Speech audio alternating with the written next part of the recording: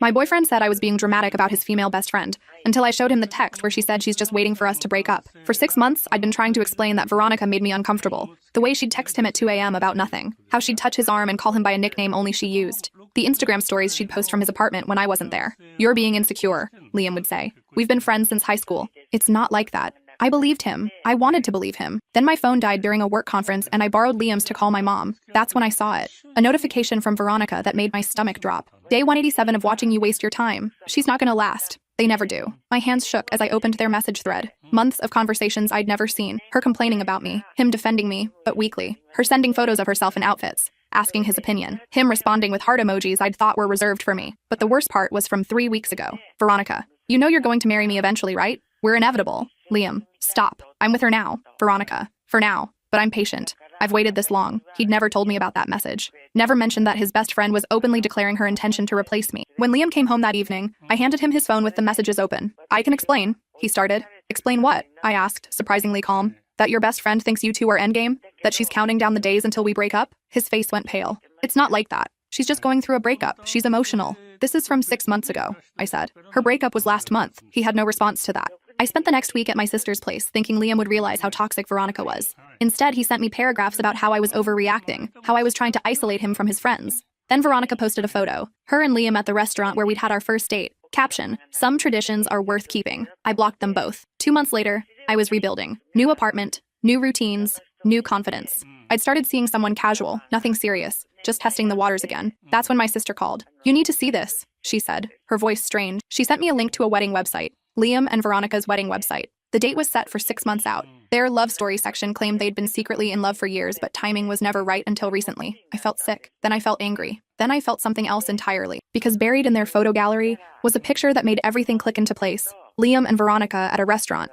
dated 8 months ago. 2 months before Liam and I even started dating. I zoomed in on the background. There was a ring box on the table. My sister's voice pulled me back. "There's more. Check your email. Someone sent you something." In my inbox was a message from an unknown sender. No name, just a subject line. "You deserved to know the truth." Attached were screenshots. Dozens of them. Messages between Liam and Veronica going back 2 years. Planning how he'd date other girls to make her jealous. Discussing their timeline for getting back together. Referring to me and his other ex-girlfriends as placeholders. But the last screenshot was dated yesterday. Veronica to Liam. "I told you the revenge plan would work perfectly." She never suspected we staged that text for her to find. My phone buzzed. A new message from the unknown sender. "We need to talk. I'm ex-girlfriend number 3, and I think they did this to all of us." I stared at the message for a full minute before my fingers started working again. "Who is this?" I typed back. The response came immediately. "Coffee tomorrow? 10 a.m. at Riverside Cafe? I promise I'm not crazy, but we need to compare notes before their wedding happens." My sister was reading over my shoulder. "Don't go alone." "I won't," I said. But something in my chest had shifted from confusion to cold, calculated anger. I showed up 15 minutes early the next morning, my sister waiting in her car across the street as backup. The cafe was one of those hipster places with exposed brick and overpriced lattes. I ordered a black coffee and claimed a corner table with a clear view of the door. At exactly 10, a woman walked in. She was tall, with dark hair pulled back in a neat ponytail, wearing business casual like she'd come straight from an office. Her eyes scanned the room and landed on me. Some sort of recognition passed between us. "You must be the placeholder from last year," she said, sliding into the seat across from me. No handshake, no pleasantries. "I'm Kendra. I was the placeholder from 3 years ago." "How did you find me?" I asked. "I've been tracking them," she said simply, pulling out a tablet. "After what they did to me, I started keeping tabs. Every time Liam starts dating someone new, I document it. I have a whole file." She opened a folder on her screen. Inside were dozens of photos, screenshots, and documents organized by date. Why? The question came out harsher than I intended. Kendra's jaw tightened. "Because they destroyed my life, and I wanted to make sure I wasn't crazy, that it really happened the way I remembered." She pulled up a timeline. Liam and Veronica dated in high school. Broke up their freshman year of college, supposedly mutual. But they never really stopped. They'd date other people, but always keep each other as the backup plan. The best friend thing was a cover. I leaned forward. "So why the games? Why not just be together?" "Because Veronica has abandonment issues from her parents' divorce," Kendra said. "And Liam has a savior complex. They're addicted to the drama of breaking up and getting back together. But somewhere along the way, it turned into a sick competition." She scrolled through messages. "They started making bets. Who could date someone longer before the other got jealous enough to sabotage it? Who could make their placeholder fall harder before the inevitable breakup? They keep score." My stomach turned. "That's insane. That's not even the worst part." Kendra pulled up a spreadsheet. "They document everything. How long each relationship lasts. How devastated each girl is when it ends. They've been doing this for 6 years. You're number 7. 7? I whispered. "There's me. There's you. There are 5 others in between. She showed me a list of names, dates, and what she called emotional damage scores that Liam and Veronica had assigned to each breakup. I pushed back from the table, feeling sick. How do you know all this? Because after Liam dumped me, I broke into Veronica's cloud storage, Kendra said flatly. I'm a cybersecurity analyst. It's what I do. And before you judge me, understand that these 2 people convinced me I was mentally unstable. They gaslit me so thoroughly I spent 8 months in therapy thinking I was paranoid and possessive. She pulled up another file. Then I found their shared journal. They write about us like we're characters in their personal soap opera. They rate our performances.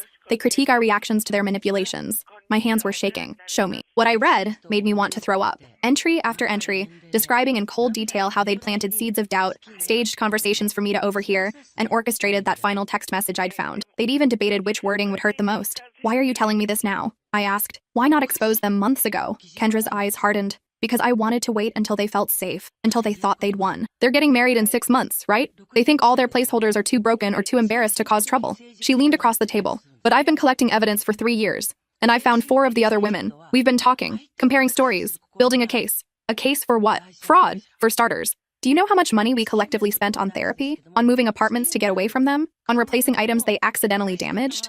I've calculated over $40,000 in damages across all 7 women. I felt something cold settle in my chest. You want to sue them. I want to destroy them, Kendra corrected, the way they destroyed us. But legally, professionally, socially, I want everyone they know to see exactly what they are. She pulled up a group chat. The others are waiting to meet you. We need all 7 to make this work. Will you help us? I thought about the last 8 months, the sleepless nights, the panic attacks, the way I'd questioned my own instincts and sanity, the way Liam had made me feel like I was the problem. What's the plan? Kendra smiled. And it wasn't a nice smile. We crashed their wedding, but not the way you're thinking. The next meeting happened 3 days later in a private room at a law library. Kendra had rented it under her firm's account. When I walked in, 4 other women were already there. They all looked at me the way I probably looked at them. Recognition mixed with sympathy, mixed with anger. Okay, Kendra said, pulling up a presentation on the room's screen. Let's introduce ourselves properly. I'm Kendra, placeholder 3. I dated Liam for 8 months 2 years ago. A blonde woman with glasses spoke next. I'm Whitney, placeholder 1. I dated him for 6 months, 4 years ago. I was a sophomore in college. He was my first serious boyfriend. Placeholder 2, said a woman with a short pixie cut. Britt, 7 months, 3 years ago. I moved to a different state to get away from the harassment. Placeholder 4, said a quiet brunette. Deshaun, 4 months. He proposed to me, then ghosted me completely. I found out later it was because Veronica got jealous of the ring. Placeholder 5, said a woman with purple streaks in her hair. Tess, 9 months. Longest one before you. She nodded at me. They really committed to breaking me down. I swallowed hard. Placeholder 6, 8 months. I thought I was going crazy. We all did, Whitney said. That's their specialty. Kendra clicked the next slide. Here's what we know. Liam and Veronica have been running this pattern for 6 years. They've cost us collectively $42,000 in therapy, moving costs, property damage, and lost wages from jobs we quit due to stress. They've violated revenge porn laws in 3 states by sharing intimate photos of us in their private chats. And they've committed fraud by soliciting loans from some of us under false pretenses. She clicked again. But the real crime is emotional abuse. Systematic, calculated, documented emotional abuse. They've been recording us, taking notes on our vulnerabilities, using psychological manipulation techniques they research online. How do we prove all this? I asked. Kendra smiled. Because they documented everything themselves. Their shared cloud storage has years of evidence. Journals, spreadsheets, videos, photos. They were so confident no one would ever see it that they kept meticulous records. You still have access? Deshaun asked. I do, and I've been downloading everything. Backed up in 3 separate locations. Encrypted, time-stamped, verified. Britt leaned forward. So what's the plan? We have multiple objectives, Kendra said. 1, we want financial restitution. 2, we want public exposure so they can't do this to anyone else. 3, we want them to feel a fraction of what we felt. She pulled up a new slide showing a timeline. The wedding is in 5.5 months. Here's what we do. We let them think they won. We don't contact them. We don't leave reviews or make social media posts. We stay completely silent. Why? Tess asked. Because they're watching, Kendra said. Veronica still monitors our social media. Liam has burner accounts that friend our friends. They're waiting for us to act out so they can play the victim. So we go dark. We let them relax. She clicked to the next slide. Meanwhile, we build our case. We compile evidence. We contact a lawyer who specializes in emotional distress lawsuits. We document everything in a format that will hold up in court. And then, I asked, then, 2 weeks before the wedding, when they've sent out invitations and paid all their deposits, when their families and friends are all invested, we file a lawsuit. A detailed, specific, publicly filed lawsuit that names both of them and includes enough evidence in the filing that anyone who searches their names will find it. Whitney's eyes widened. Their employers will see it. Their wedding guests will see it, Britt added. The wedding vendors will see it, Deshaun said. Everyone will see it, Kendra confirmed. And the beauty is, it's all true, documented, provable. They can't claim we're crazy ex-girlfriends because there are 7 of us telling the same story. What about criminal charges? I asked. Harder to prove, Kendra admitted, but the civil suit will be devastating enough. Liam works in finance. A lawsuit alleging fraud and emotional abuse will destroy his career. Veronica's in HR. Her entire job is handling workplace misconduct. She'll be unhireable. Tess was nodding. And the wedding? Will probably get canceled, Kendra said. Once their families see the lawsuit, once their friends start asking questions, once the vendors realize they're hosting an event for people accused of systematic abuse. But we're not stopping there, Kendra continued. We're also creating a comprehensive document, a PDF file that details everything with screenshots, timelines, and testimonials from all of us. We're going to email it to every single wedding guest 2 days before the ceremony. The room went quiet. Is that legal? Whitney asked. Perfectly legal, Kendra said. It's the truth. We have proof. We're not making threats or spreading lies. We're informing people about who they're celebrating. I felt my hands curl into fists. Count me in. One by one, the others agreed. Good, Kendra said. Because we have a lot of work to do, and we need to be smart about this. No emotional outbursts. No drunk texts. No social media posts. We treat this like the legal case it is. She handed out folders. These are your assignment. Whitney, you're documenting financial damages. Britt, you're compiling the timeline. Deshawn, you're organizing the screenshots and messages. Tess, you're handling victim statements. And you, she looked at me, you're going to help me build the psychological profile showing their pattern of behavior. What about placeholder 7? I asked. Kendra's expression darkened. There isn't one. You were the last. After you, Liam and Veronica decided they'd proven their point and set their wedding date. You were the final game before they settled down. Lucky me, I said bitterly. Actually, yes, Kendra said. Because you're the one who can testify to their current state of mind. You can confirm they're still together, still planning the wedding, still acting like nothing happened. Your testimony is crucial. She stood up. Everyone understand their assignments? We meet again in 2 weeks. Same place, same time. Until then, complete radio silence about this. No texts about it, no emails, no social media. We keep this airtight. As we filed out, Whitney caught my arm. Hey, I know this is overwhelming, but I just want you to know, you're not alone anymore. What they did to you, to all of us, it wasn't okay, and we're going to make sure they face consequences. I nodded, not trusting my voice. In the parking lot, my sister was waiting in her car, engine running. Well, she asked as I got in. We're going to destroy them, I said. She studied my face for a moment, then nodded and put the car in drive. The next 2 weeks were a blur of documents and memories I'd tried to forget. Every night after work, I'd sit at my kitchen table with my laptop, pulling up old text messages, emails, and photos, building a timeline of manipulation. I documented the time Liam accidentally liked an Instagram photo of Veronica in a bikini, then told me I was overreacting when I mentioned it. The time he canceled our anniversary dinner because Veronica was having a crisis, then posted photos the next day of them at a concert together. The time Veronica showed up at my apartment unannounced and let herself in with Liam's key, claiming she needed to grab something he'd left there. Every gaslighting conversation. Every time he'd made me feel jealous and possessive for having completely reasonable boundaries. Every time he defended Veronica while making me feel like the problem. I pulled bank statements showing the money I'd lent him for emergencies that he never repaid. I found emails where he'd promised to pay me back, then later claimed he didn't remember borrowing anything. I screenshot the dating app where we'd met, where his profile claimed he was looking for something serious and tired of games. The more I documented, the angrier I got. Not the hot, explosive anger of betrayal, but cold, calculated fury that sharpened my focus. I started sleeping better. Having a purpose, a plan, was therapeutic in a way months of actual therapy hadn't been. My sister noticed. You seem different, she said one night over takeout. I feel different, I admitted. I spent so long thinking something was wrong with me, wondering if I was too jealous, too insecure, too demanding. Now I know it was all part of their game, and that clarity is powerful. Just don't let revenge consume you, she warned. It's not revenge, I said. It's justice. There's a difference. The second meeting came quickly. All 7 of us reconvened in the law library, folders thick with evidence. Kendra started the meeting by pulling up a video on the screen. Before we share our findings, I want you all to see something. I hacked into the camera system at Veronica's apartment last week. My stomach dropped. Is that legal? Questionable, Kendra admitted, which is why this footage will never see the inside of a courtroom. But I needed you all to see this to understand what we're dealing with. She pressed play. The video showed Liam and Veronica in her living room, laptop open between them. On the screen was Whitney's LinkedIn profile. She's still single, Veronica said, laughing. 3 years later and still no relationship status update. We really did a number on her. She was too easy, Liam replied. Believed everything I said. Remember when I told her I was allergic to her perfume and she threw out her entire collection? They both laughed. Veronica scrolled to another profile. Mine. This one lasted longer, she said. I thought we might actually have competition. Please, Liam scoffed. She was desperate for validation. Classic daddy issues. Once I figured that out, it was over. Veronica kissed him. You're terrible. You love it. I do. But I'm glad we're done with the games. 7 placeholders is enough. Time to settle down and be boring. Never boring, Liam said. We'll just find new games to play. Kendra paused the video. The room was completely silent. Whitney was crying quietly. Britt's hands were balled into fists. Deshawn looked like she might be sick.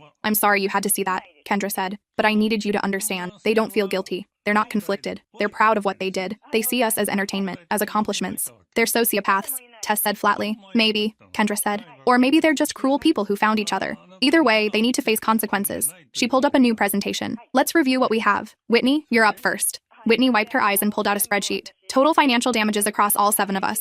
$43,200. That includes therapy bills, moving costs, property damage, unreturned loans, and lost wages from jobs we quit due to stress. She clicked through receipts and bank statements, each one backed up with documentation. I have signed affidavits from 3 therapists confirming they treated us for symptoms consistent with emotional abuse and gaslighting. I have rental agreements showing 4 of us moved to different addresses within months of the breakup. And I have loan agreements and text messages showing money that was borrowed and never repaid. Excellent work, Kendra said. Britt, timeline? Britt pulled up a massive flowchart. I've mapped every relationship chronologically with key events. The patterns are identical across all 7 relationships. Each one follows the same playbook. Love bombing in month 1. Introduction to Veronica in month 2. Gradual isolation from friends and family in months 3 and 4. Escalating triangulation with Veronica in months 5 through 7. Then either an abrupt breakup or a slow fade. She zoomed in. But here's where it gets interesting. Look at the gaps between relationships. Each breakup is followed by a 6-week period where Liam and Veronica publicly reunite. They post couple photos, change their relationship status, do everything to make sure the ex-girlfriend sees they're together. Then, exactly 6 weeks later, they quietly remove the relationship posts and Liam starts dating someone new. It's a victory lap, I said quietly. Exactly. They want us to see them together. They want us to feel like we were replaced. It's part of the game. Deshawn went next, presenting hundreds of screenshots organized by theme, manipulation tactics, gaslighting phrases, triangulation attempts, boundary violations. The consistency is damning, she said. They use the exact same lines on all of us. You're being insecure. She's just a friend. I can't believe you'd ask me to choose, word for word, across 7 relationships. Tess presented our victim statements, powerful testimonials from each woman describing the emotional toll. Several of us had been diagnosed with anxiety or depression following the relationships. 2 had lost jobs. 1 had attempted suicide. The room felt heavy with shared trauma. Finally, Kendra and I presented the psychological profile. We'd worked with a forensic psychologist who'd reviewed all our evidence and written a detailed analysis of Liam and Veronica's pattern of behavior. The diagnosis was clear. Systematic emotional abuse with sociopathic tendencies, predatory relationship patterns, calculated manipulation, high likelihood of reoffending. This is enough to bury them, Kendra said. We have financial damages. We have pattern evidence. We have expert testimony. We have their own words documenting their actions.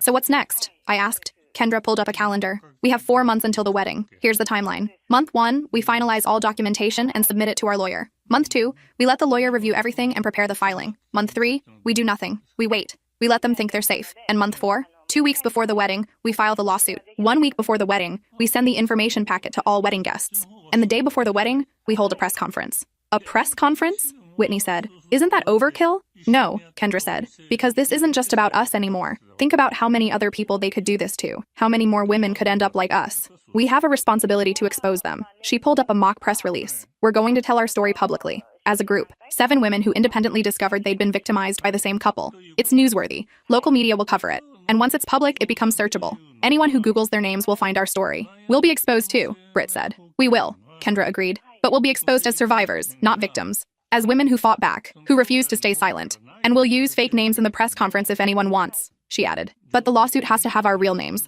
That's the price of legal justice. I looked around at the 6 other women. We'd all been broken by the same 2 people. We'd all spent months thinking we were alone, that something was wrong with us. Now we were together. Now we were fighting back. I'm in, I said. My real name, everything. One by one, the others agreed. The next 3 months were the longest of my life. We worked in secret, communicating only through encrypted channels. Our lawyer, a woman named Isabel who specialized in interpersonal abuse cases, was methodical and brilliant. This is one of the most well-documented cases I've ever seen, she told us at our first meeting. Most abuse victims don't have this kind of evidence. You've built an airtight case. She walked us through the legal strategy. We'd file a civil lawsuit alleging intentional infliction of emotional distress, fraud, and conspiracy to commit emotional harm. We'd name both Liam and Veronica as defendants. We'd seek compensatory and punitive damages. The beauty of a civil suit is the lower burden of proof, Isabel explained. We don't need beyond reasonable doubt. We just need preponderance of evidence. And you have that in spades. While Isabel prepared the legal filing, Kendra and I worked on the public-facing document, a comprehensive PDF that told our story in clear, factual language. Screenshots, timelines,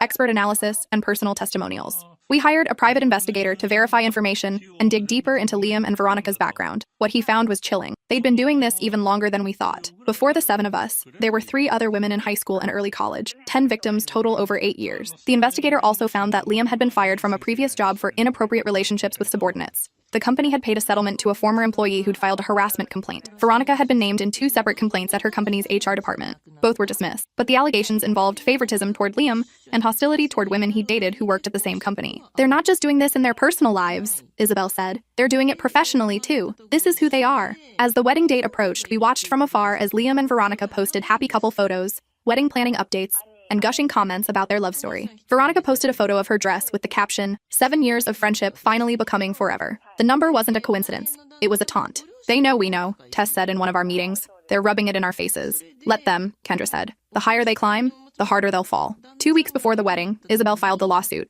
It was a public record immediately. Within hours, we saw the first signs that it had been noticed. Liam's law firm put him on administrative leave. Veronica was called into a meeting with her company's legal team. Their wedding website suddenly went private. 1 week before the wedding, we sent the information packet to every guest on their list. The investigator had managed to get the full guest list from the venue. 250 people received a detailed PDF explaining exactly who they were about to celebrate. The responses came fast. Within 24 hours, over half the guests had canceled their RSVPs. Family members started calling Liam and Veronica, demanding explanations. Friends posted confused messages asking if the lawsuit was real. Veronica posted a statement on social media. "We're victims of a coordinated attack by jealous ex-girlfriends who can't accept that we've moved on. Please don't believe their lies." But the evidence was too overwhelming. Screenshots of their own messages, their own words, expert testimony, 10 women telling the same story. The news started picking it up. Local reporters reached out to Isabel, who confirmed the lawsuit was real and that her clients were willing to go public. 3 days before the wedding, Liam posted that the ceremony was postponed due to unforeseen circumstances. The next day, Veronica posted a long rant about false accusations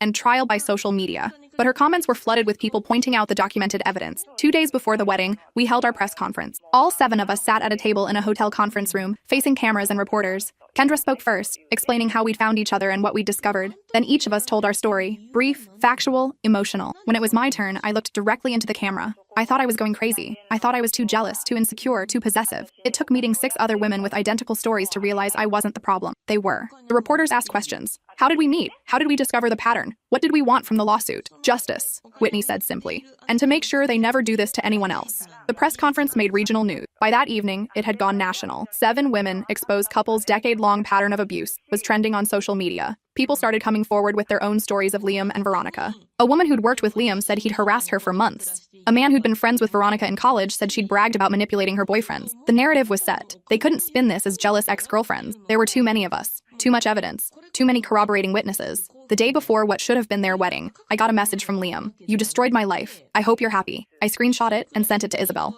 Then I blocked his number. Veronica tried next, a long email about how we'd misunderstood everything, how they'd never meant to hurt anyone, how they were the real victims. I deleted it without responding. The wedding, of course, didn't happen. The venue had canceled their contract. The photographer and caterer had backed out. Most importantly, Liam's family and Veronica's family had pulled their support. Liam's mother actually reached out to Whitney to apologize. "I had no idea," she wrote. "I'm so sorry for what my son did to you." Veronica's sister contacted me. "I should have known something was off. The way she talked about Liam's girlfriends. Like it was a game. I thought she was just being catty. I didn't realize it was intentional." The civil suit moved forward. Liam and Veronica hired separate lawyers, trying to turn on each other. Veronica claimed everything was Liam's idea. Liam claimed he was just following Veronica's lead. But the evidence showed they were equal partners in the abuse. Their shared journals, their coordinated plans, their mutual celebration of each woman's pain. 6 months after we filed, they settled. $43,000 split between the 7 of us. Written letters of apology that Isabel said were the most hollow she'd ever read. And most importantly, a legally binding agreement that they would not contact any of us ever again. They also had to complete mandatory therapy and community service focused on domestic violence awareness. But the legal settlement was almost beside the point. The real damage had already been done. Liam lost his job. His reputation in the finance world was destroyed.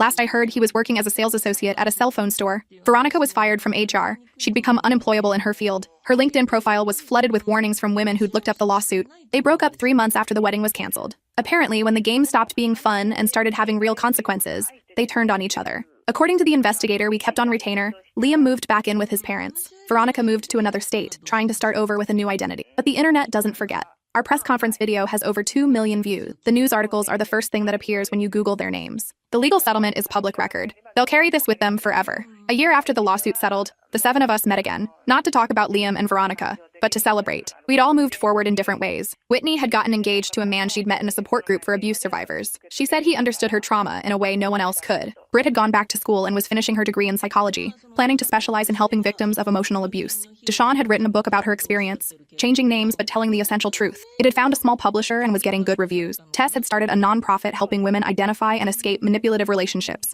She'd already helped dozens of people. Kendra had been promoted at her cybersecurity firm and was doing consulting work for law enforcement on digital stalking cases. And me? I'd finished my nursing degree and was working in a trauma ward. Every day, I helped people who'd been hurt, who needed someone to believe them and fight for them. I'd also started dating someone new, someone kind and patient who understood that I had trust issues and was willing to work through them with me. At our reunion dinner, we toasted not to revenge, but to survival. We could have stayed victims, Kendra said, raising her glass. We could have let them break us permanently. Instead, we fought back. We found each other. We built something stronger than what they destroyed. To us, Whitney said. To survivors, I added. We clinked glasses, 7 women who'd been strangers a year ago, now bonded by shared trauma and shared triumph. Later that night, I checked social media one last time. Veronica had created a new profile under a slightly different name. She'd posted a vague status about starting over and leaving the past behind. I could have screenshot it, could have sent it to the others, could have started the cycle of monitoring and documentation all over again. Instead, I blocked the profile and closed the app. They didn't deserve any more of my energy. They didn't deserve any more of my time. They'd taken enough. 18 months after the press conference, I got an unexpected message. It was from a woman I didn't know, asking if I was the person from the lawsuit against Liam and Veronica. My first instinct was to ignore it, but something made me respond. Yes, why? Her reply came quickly. I think he's doing it again. My friend started dating someone who matches his description. Same patterns, same manipulation tactics. I saw your press conference and recognized the behavior. My stomach dropped. I immediately forwarded the message to Kendra. She called me 5 minutes later. I was afraid of this. The settlement agreement said he couldn't contact any of us, I said. It didn't say he couldn't date other people. Exactly, and people like him don't change. They just get better at hiding. We called an emergency meeting of the 7. Within days, we'd tracked down the woman who'd messaged me. Her name was Chloe, and her friend Rachel had been dating someone named Liam for 3 months. He told her his ex-girlfriends were crazy, Chloe explained, that they'd made up stories about him and ruined his life. He has a new job, new apartment, new identity. He even dyed his hair. But the patterns are the same? Kendra asked. Identical. Love bombing. Introducing his best friend, who's clearly more than a friend, making Rachel feel jealous and possessive. I showed her your press conference, but he's convinced her you're all lying. We looked at each other. We'd thought it was over. We'd thought we'd stopped them. What do we do? Whitney asked. Isabel, who we'd kept on retainer, was clear. Legally, you can't contact him directly. That would violate the settlement agreement. But there's nothing preventing you from educating other women about warning signs of manipulative behavior. An idea started forming. What if we created a resource? I suggested. A website dedicated to recognizing and escaping emotionally abusive relationships. We could share our story as a case study without violating the agreement. Kendra's eyes lit up. And we could create a database of behavior patterns, red flags, common manipulation tactics, make it searchable so people can check if what they're experiencing matches known patterns. Tess jumped in. My nonprofit could host it. We're already a registered educational organization. It would be completely legal, Deshawn added. And I could adapt content from my book, create educational materials, worksheets, guides for identifying abuse. Within a month, we'd launched the website. We called it Pattern Recognition Project. It featured detailed information about emotional abuse, manipulation tactics, and recovery resources. Our story was there, anonymized but recognizable. 10 women over 8 years following identical patterns. The legal case that followed, the public exposure, the settlement. We didn't name Liam or Veronica. We didn't need to. Anyone who'd been following our case would recognize it immediately. But more importantly, anyone dating someone with similar patterns would see the red flags laid out in stark detail. The website went viral. Within weeks, we had tens of thousands of visitors. Women and men started sharing their own stories of manipulation and abuse. Support groups formed in the comments. People started recognizing their own situations in the patterns we described. And Rachel, the woman Chloe had been worried about, found the site. She reached out to us directly. I think I'm dating the man from your case study, she wrote. I didn't want to believe it, but everything matches. What do I do? We couldn't give her legal advice, but we could give her information, resources, support, the tools to make her own decision. 2 weeks later, she sent us an update. I confronted him about the patterns. He tried to gaslight me, said I was being paranoid, but I documented everything like your site suggested. I showed him the evidence of his manipulation. He couldn't explain it away. She'd broken up with him. She'd warned his best friend, not Veronica, but someone new playing the same role. She'd posted her story anonymously on our site. And most importantly, she'd reported him to her local domestic violence organization, creating a record that would exist if he tried this with anyone else. Liam tried to threaten legal action against our website, claiming defamation. Isabel shot it down immediately, pointing out that we hadn't named him and that everything on the site was either factual or clearly labeled as opinion. He backed off, but not before his lawyer's letters confirmed what we'd suspected. He was still out there, still playing the same games, still hurting people. But now there was a record. Now there were resources. Now there was a community of people who'd been through it and could help others recognize the patterns. 3 years after the lawsuit, I was living a life I never thought I'd have. I'd been promoted to head nurse at the trauma ward. I was in a healthy relationship with someone who communicated openly and respected my boundaries. I'd bought a small house with a garden where I grew vegetables on weekends. I still had panic attacks sometimes. Still had moments where I questioned my judgment. Still had days where the anger at what they'd done tried to consume me. But I also had therapy. I had support. I had 6 other women who understood exactly what I'd been through. And I had purpose. The Pattern Recognition Project had grown beyond anything we'd imagined. We'd helped hundreds of people identify and escape abusive relationships. We'd trained domestic violence counselors. We'd created educational materials used in high schools and colleges. We'd turned our trauma into something meaningful. Veronica reached out once more, 3 years after the lawsuit. A short email from a new address. I'm sorry, it said. I know you won't believe me. I know I don't deserve forgiveness, but I've been in therapy for 2 years. Real therapy, not court-ordered. I've been diagnosed with several personality disorders I didn't even know I had. I'm working on myself. I'll never hurt anyone again. I sat with the email for a long time. Part of me wanted to respond, to ask questions, to know if she was really changed, but the bigger part of me knew it didn't matter. Her redemption wasn't my responsibility. Her healing wasn't my concern. I didn't owe her forgiveness or acknowledgement or anything at all. I deleted the email and went back to my life. 5 years after the lawsuit, Kendra called with news. Liam got arrested, she said. For what? Stalking, harassment, violation of a restraining order. Some woman he'd been dating filed charges after he broke into her apartment. My first reaction was satisfaction. He'd face legal consequences beyond our civil suit. He was in the system now. My second reaction was sadness for the woman he'd hurt. Another victim. Another person who'd have to rebuild herself. Did she know about our case? I asked. She did, Kendra said. She'd seen the website. She'd documented everything from day one. That's why she was able to get the restraining order and press charges so quickly. Our work helped her. That evening, I opened the Pattern Recognition Project website. The visitor counter had passed 1 million. The resource library had grown to hundreds of articles. The support forums were active 24 hours a day. In the testimonial section, hundreds of people had shared how the site had helped them recognize abuse, escape dangerous situations, and rebuild their lives. One comment stood out. I was dating someone who did everything described in the original case study. At first, I thought I was overreacting, but this site helped me see the patterns clearly.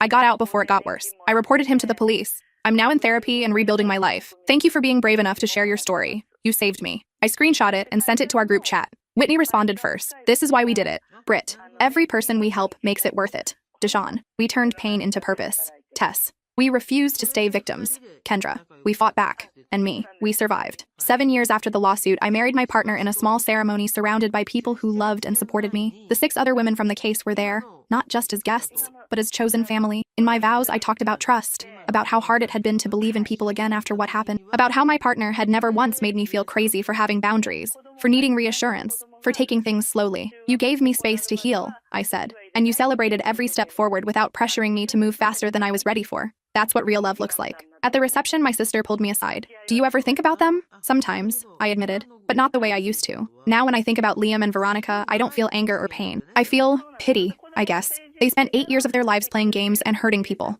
They could have spent that time building something real. They wasted it. And what did you build? My sister asked. I looked around the room, my partner laughing with my friends. The 6 women who'd been strangers 8 years ago, but were now some of my closest relationships. The career I'd built, helping trauma survivors. The website that had helped thousands of people. I built a life, I said. A real one. 10 years after the lawsuit, I was invited to speak at a conference on emotional abuse and recovery. The Pattern Recognition Project had become a recognized resource in the field. Domestic violence organizations partnered with us. Therapists recommended our materials to clients. As I stood on stage, looking out at hundreds of faces, I thought about the woman I'd been a decade ago. Confused, gaslighting, convinced something was wrong with me. I want to talk about what comes after, I told the audience. Everyone focuses on recognizing abuse and escaping it. Those are crucial first steps. But what happens next? How do you rebuild trust? How do you learn to have healthy relationships? How do you forgive yourself for not seeing it sooner? I shared my story. Not just the abuse and the lawsuit, but what came after. The therapy, the setbacks, the moments of doubt, the gradual healing. Recovery isn't linear, I explained. Some days you feel strong and whole. Other days, a random trigger sends you spiraling. That's normal. That's part of the process.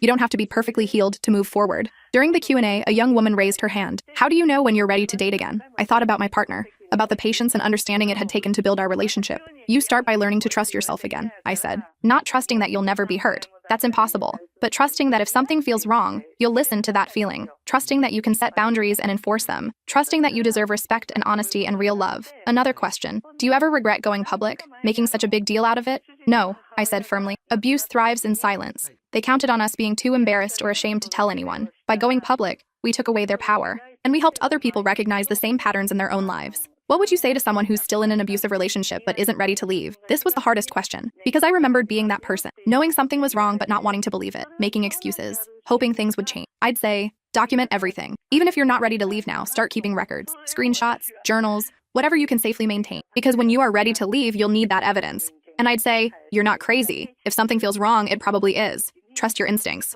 After the conference, dozens of people approached me. Some wanted to share their stories, some wanted advice, some just wanted to say thank you. One woman pulled me aside, tears streaming down her face. I'm Rachel, she said, from 8 years ago, the one who messaged you about dating Liam after the lawsuit. I hugged her immediately. How are you? I'm good, she said. Really good. I finished my degree. I'm working at a nonprofit helping abuse survivors. I've been in therapy, and I'm in a healthy relationship now. But I wanted to thank you. If I hadn't found your website, if I hadn't seen the patterns laid out so clearly, I don't know where I'd be now. You saved yourself, I told her. We just gave you the tools. You gave me hope, she corrected. You showed me that survivors can become more than their trauma, that we can fight back, that we can win. 15 years after the lawsuit, the Pattern Recognition Project celebrated its 10th anniversary. The original 7 of us reunited for a gala fundraiser. We'd all gone in different directions, but we came together for this. Whitney brought her husband and 2 kids. She was practicing family law now, specializing in protecting abuse victims in custody cases. Britt had her PhD in psychology and was running a research lab studying manipulation tactics in relationships. Deshawn had written 3 more books and was a sought-after speaker on abuse recovery. Tess's nonprofit had expanded to 5 states,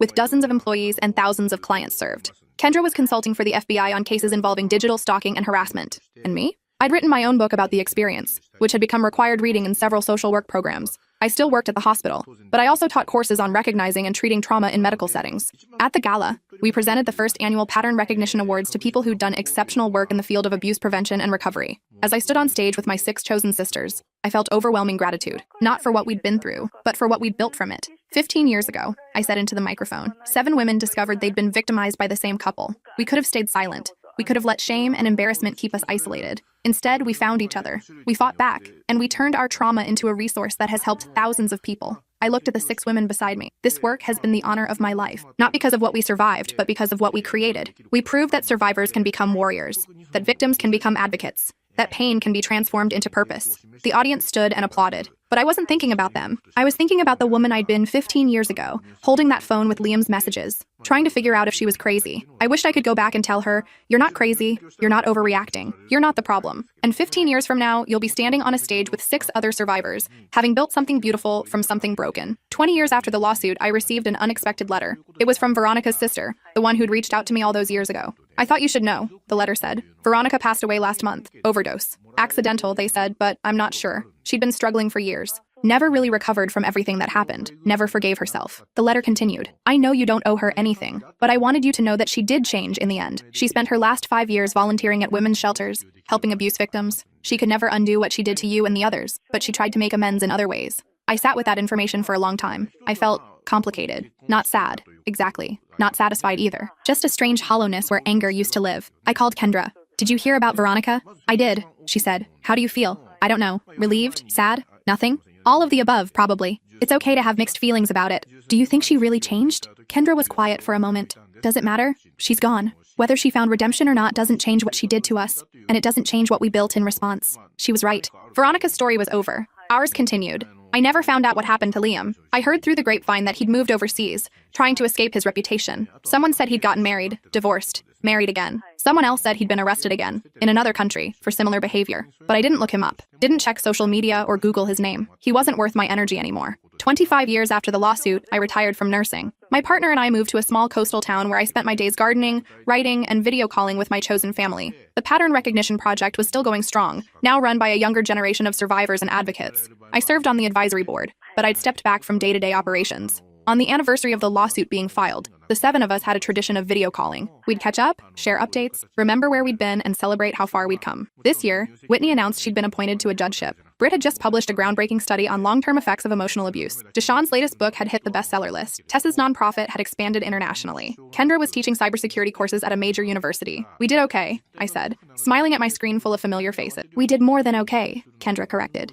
"We turned the worst thing that ever happened to us into the most meaningful work of our lives." "To us," Whitney said, raising her glass. "To survivors," we all echoed. After the call ended, I sat on my porch watching the sunset. My partner came out with 2 cups of tea and sat beside me. "You okay?" they asked. "More than okay," I said. I was just thinking about how different my life could have been if I'd never found those messages on Liam's phone, if I'd never connected with the other women, if we'd all just stayed silent and tried to move on alone. But you didn't. No, we didn't. We refused to let them get away with it. And in the process, we found each other. We built something bigger than our individual trauma. We created a legacy. My partner squeezed my hand. "You should be proud." "I am," I said, "not of what we survived, but of what we built, of who we became." As the sun dipped below the horizon, painting the sky in shades of orange and pink, I thought about the 25-year journey from victim to survivor, to advocate to, finally, just person. A person who'd been through something terrible and come out the other side stronger. The Pattern Recognition Project would outlive all of us. The resources we'd created, the community we'd built, the lives we'd touched. That would continue long after we were gone. And maybe that was the best revenge of all.